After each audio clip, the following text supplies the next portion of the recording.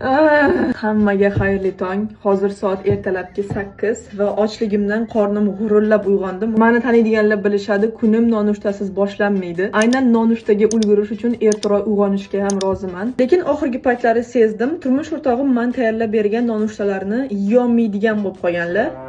Brood. Nimaga? Chunki har doim yeb bo'lganlaridan keyin qorinlari og'rib, ishib, ichlari o'tib ketadi. O'shuning uchun men bilmayman nima bo'lyapti. Shuning uchun nima qilishni bilmay, tayyorlab berib turgan ovqatlarimni ichidagi mahsulotlarni tekshirishni boshladim. O'ylab qarasam, hamma gap sutni tarkibida bor bo'lgan laktozaga kelib chiqayotgan ekan.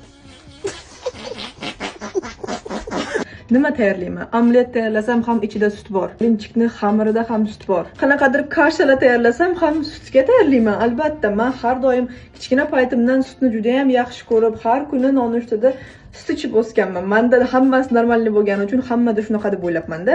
Hozir sizlar yozayotgan sapshengalarni eshitib o'zimni ozgina idiotdek his qildim. Farida albatta bu laktozan deb bo'lyapti.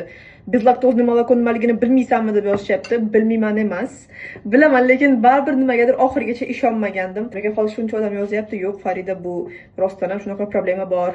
Menda ham shunaqa deb ko'p odam yozishgandan keyin ishondim. Ishontirdinglar. Bu muammoga ancha seryoznroq qarash kerak ekan. Bundan keyin to'chna, aniq faqat biz laktozli molokoga o'tamiz. Endi menga siz o'zingizni eng yaxshi ko'rganingiz, har doim sevib ishlatadiganingiz va sizga muammo tug'dirmaydigan sutni pastda yozib qoldiring, iltimos. Chunki menga sovet kerak.